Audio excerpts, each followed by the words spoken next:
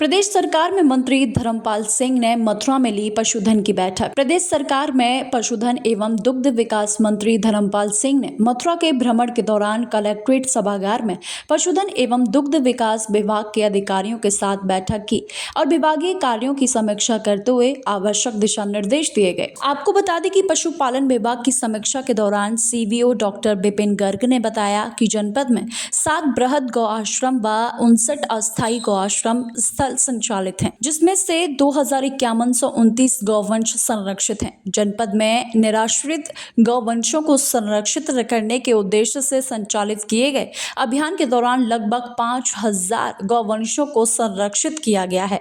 धर्मपाल सिंह ने निर्देश दिया कि जनपद में निर्माणाधीन बृहद केंद्रों को निर्धारित मानक व गुणवत्ता के साथ समय से पूर्ण कराकर अविशेष गौवंशों को संरक्षित किया जाए। उन्होंने ये भी निर्देश दिए कि संरक्षित गौवंशों को शासन द्वारा निर्धारित मानक के अनुसार चारा, पानी, भूसा, शेड एवं चिकित्सा सुविधा उपलब्ध कराई जाए। गौवंशों के संरक्षण में धनाभाव की स्थिति आड़े नहीं आने दी जाएगी। साथ ही उन्होंने कहा कि विभागीय अधिकारियों को ये भी निर्देश दिया है कि गौ संरक्षण केंद्रों पर कार्यरत कर्मियों को विशेष रूप से केयरकरों को समय से मानदेय का भुगतान किया जाए तथा अन्य मदों में बिलों को लंबित न रखा जाए ताकि गौवंशों का संरक्षण बेहतर से बेहतर ढंग से हो सके। निराश्रित गौवंश योगी सरकार की प्राथमिकता है।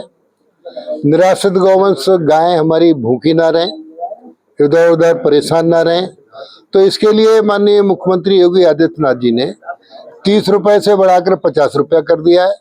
आज मथुरा में विभागीय अधिकारियों के साथ बैठकर पूरी तरीके से कड़े निर्देश दे दिए गए हैं।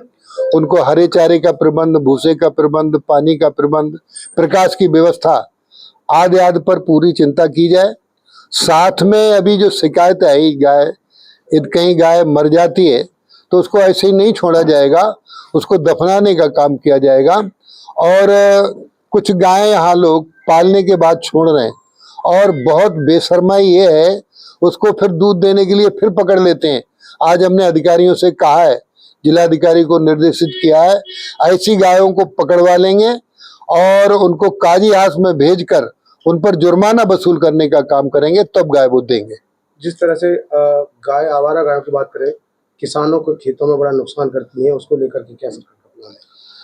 देखो मित्रों, समाज और सरकार दोनों एक दूसरे के पूरक हैं। योगी सरकार की प्राथमिकता निराश्रित गौवंश से है। गाय जिनको आप आवारा बोलते हो वो हमारी निराश्रित गाय है। ये हम इनको गौशालाओं में पहुंचाने के लिए बड़ी बड़ी बृहद गौशाला संरक्षण केंद्र बनाने का काम कर रहे हैं। 1 करोड़ 80 लाख रुपया खर्च कर रहे हैं और एक दिन में इसमें काफी पैसा, करीब 8 करोड़ रुपया, एक दिन में 12 लाख गाय हमारी संरक्षित है समस्त उत्तर प्रदेश में। एक दिन का खर्चा सरकार का 8 करोड़ आता है। तो मित्र, इसमें मेरा एक निवेदन है आपके माध्यम से, समाज जब तक खड़ा नहीं होगा, लोग दूध देने के बाद गाय छोड़ना बंद नहीं करेंगे, तब तक हम बजट पूरा खर्च कर दें तब तक नहीं मानेंगे। लेकिन इसके लिए भी किसान, पशुपालक गाय इसलिए छोड़ देता है, गाय देसी गाय दूध कम देती है। देसी गाय का दूध अमृत है। 1 लीटर दूध किसी परिवार को मिल जाए मानो अमृत मिल गया। इसके लिए हम देसी गाय ज्यादा दूध दे तो नस्ल सुधार का काम कर रहे हैं। सेक्स सीमन बछिया ही पैदा होगी, 300 रुपए की जगह 100 रुपए कर दिया है। साहिवाल गाय, गिरी गाय, हरियाणवी, थार पारकर, गंगा तीरी, इन गायों का सीमन हम फ्री दे रहे हैं। जो बछिया पैदा होगी वो जो 2 लीटर दूध मिलता था वो 8 और 10 लीटर दूध देगी। देसी गाय का संरक्षण करने के लिए हम एक गाय पर 40,000 रुपए का अनुदान दे रहे हैं, 2 गायों पर 80,000 रुपए का अनुदान। ये तो कोई गिरी गाय, हरियाणवी, थार पारकर, गंगा तीरी गुजरात, हरियाणा, पंजाब से खरीद कर लाता है तो ये ट्रांसपोर्ट का रुपया दे रहे हैं। और बड़ी स्कीम है गायों की, 25 गायों की स्कीम 64 लाख की है, इसमें 32 लाख का अनुदान है। ब्रीड बनाकर 200 गायों की उन्नतशील किस्म की स्कीम है, 4 करोड़ की है, 2 करोड़ का अनुदान है। वैसे भी छोटे माननीय प्रधानमंत्री नरेंद्र मोदी जी ने कहा है, किसान की आय दोगुनी हो।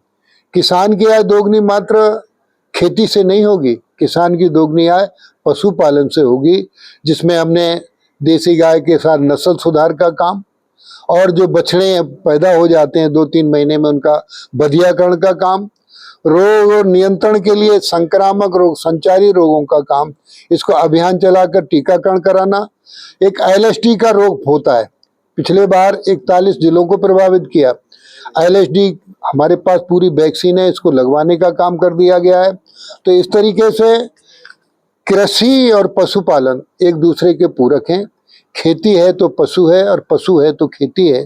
खेती से ही हमारी जीएसटी बढ़ती है, जिसमें पशुपालन का विशेष योगदान। मंत्री, सरकार गायों के लिए इतना कुछ कर रही है, उसके बावजूद भी गौ हत्या पर पूरी तरह से विराम नहीं लग पा रहा है। आए दिन गौ तस्करी की घटना सामने आती है।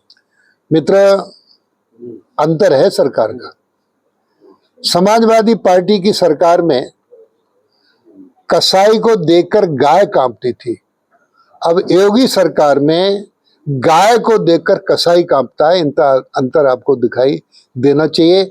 और कहीं आपने बात कही है, मैंने इसे गंभीरता से लिया है, हम कड़ी कार्रवाई कराएंगे। सर, उपचुनाव में क्या प्रगति, सर सरकार क्या जीतेगी? सरकार नहीं, भारतीय जनता पार्टी जीतेगी।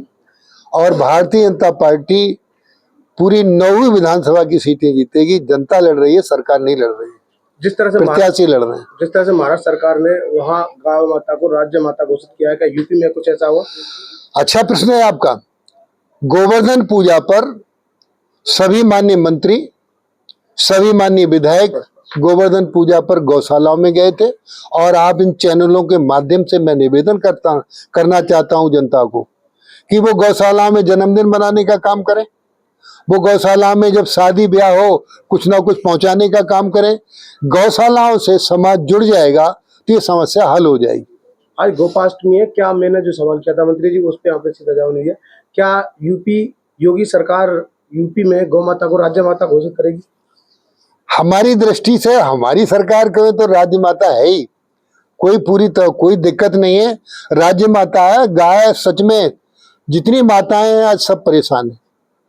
भारत माता, गंगा माता, गौ माता, गीता माता, जन्म देने वाली माता, इन सब माताओं का संकट भारतीय जनता पार्टी दूर करेगी, निश्चित रूप से विश्वास मानिए।